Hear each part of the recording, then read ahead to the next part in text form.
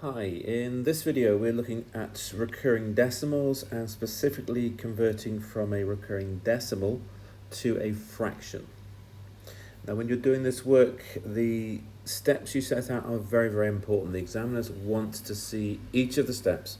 That's the skill that's being assessed here, not just getting to as quick as you can to the correct answer. So we're looking at a method that we have to learn and then reproduce under examination conditions. There are three basic questions you will get. Recurring decimals with one recurring number, two or three recurring digits. So we'll do one example of each. First one here, we have 0.53 recurring. You can see the 3 just continues on here. So there's one digit that is actually recurring in this number. Now the method is going to be the same each time. First of all, I'm going to choose to call A 0.53 recurring. So A is going to be my recurring decimal. I've left the space above because this makes the maths easier, and you'll see now. Now I have one digit recurring, so because I have one digit recurring, I multiply both sides of my equation by 10. So I have 10A on the left hand side, and then on the right hand side all the digits move to the left once. So I will get 5.3. Now technically it's 5.3 recurring, but I'm going to write it as 5.33 recurring and put the recurring over the 3 there. It's perfectly allowed, and that's the method we want to look at. Because if we do this, you can see clearly now that the recurring 3's and the recurring 3's here in my two lines will all line up. That makes life easy, because what I want to do is I want to do the first row is 10A, subtract the second row, which is A. So if I do 10A minus A, I'm going to get 9A. And then on the right hand side, I'm going to have 5.33 recurring, subtract 0.53 recurring. So the 3 recurrings will all cancel out. That will just leave me purely with 4.8. Take a second to stop and look at that. That should make sense. If we had 3's all the way along here and 3's all the way along here, they would all cancel each other out. And that would just leave me with 5.3 take away 0.5, and the answer to that is 4.8. Now, the next stage, I have a decimal on the right. I want to have a whole number ultimately on the right hand side. So I have one digit in the decimal point position, so I'm going to multiply by 10 again. So this time on the left, I'm going to get 90, be careful there, 90A, and on the right, I'm going to have 48. So I've multiplied this side by 10, this side by 10. Now you may see where we're going with this, because now I want to know what A is equal to. A is going to be 48 divided by 90. So what I have done here is I've actually managed to show that my recurring decimal of 0.53 recurring is equal to 48 over 90. Now 48 over 90 will simplify, and that will simplify to give me a fraction of 8 over 15. It's worth putting it in its simplest form. Do put both steps, put this stage here first, and then if you can simplify the fraction, simplify it to get to here. And that then is this question finished. If you took a calculator and you tapped in 8 divided by 15, you would be able to prove to yourself that the answer is 0.53 recurring. So the steps here were to write a value of A is equal to my recurring decimal. With one recurring point, or one recurring number, I would then multiply by 10 on both sides.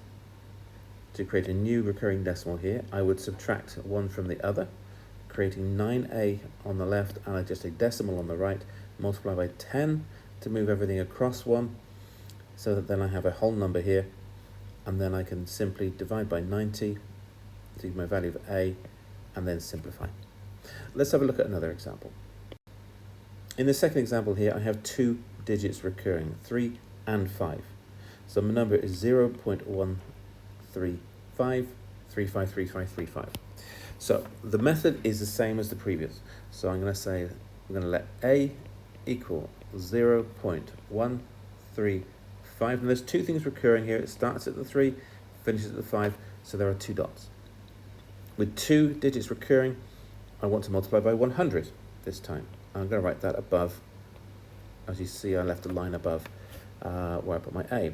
So 100A, everything moves twice to the left. So what I'm going to have now is I'm going to have 13.535 recurring, and the 3 and the 5 should line up there. Same as before, I'm going to do the top row, take away the second row. So I'm going to be left on the left hand side here, 99A. And on the right hand side, you will see that the 3, 5 recurrings here will cancel out these ones. So I'm just left with 13.5, take away 0.1. And that's simply going to be 13.4. Now I have a decimal on the right with 1 decimal place number, so I'm going to multiply by 10 to remove that. So I've got 990A, and I'm going to have 134 on the right. So I've simply multiplied left and right hand sides by 10. I can now work out a value for A, because A will be 134 divided by 990. Now that looks like it should cancel. You can check on a calculator, and that should give you, let's have a look, that will give me 67 over 495, not much of a cancellation, but I'll put it in anyway just in case. So 67 over 495. So again, the method was exactly the same. A equals my recurring decimal. With 2 digits recurring, I multiply by 100. I find the difference of these two.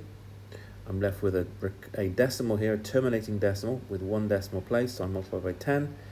So I get 134 here and 990A.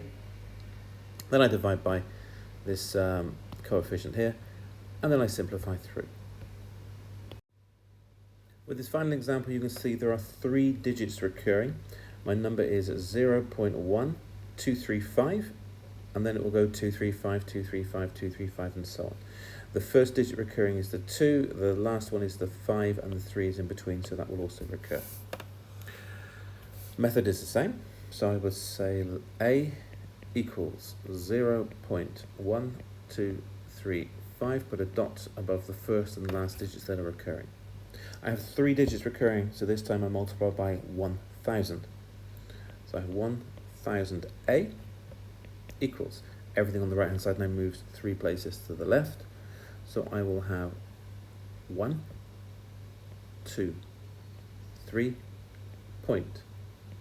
5, 2, 3, 5 recurring. It has to work out so that the 2, the 3, and the 5 that are recurring, the numbers that are recurring, must line up with each other. That's why we're multiplying 3 times, by 1000, by 3 powers of 10. So what I have here now is if I do the top row, take away the second row, 1000A take away A is going to be 999A. On the right hand side, you'll see clearly that the recurring decimals from this point and from this point will cancel each other out. So the sum I'm actually doing is 123.5 take away 0.1. That will give me 123.4. As you can see here, I now have a decimal number with 1 digit in a decimal place, so I want to multiply by 10. If I do that, on the left hand side I get 9990A equals 1, 2, 3, 4. I now have no decimals in front of me. I can divide both sides now by 9990, so A will be equal to 1, 2, 3, 4 divided by 9990. That fraction will give me my recurring decimal, but clearly both the numerator and denominator are even, so clearly the fraction will simplify, and in fact it simplifies only by dividing by 2. So I get A equals 617 over 4995, and again, if you can check these on a calculator, you will get the recurring decimal of 0.1235235, and so on.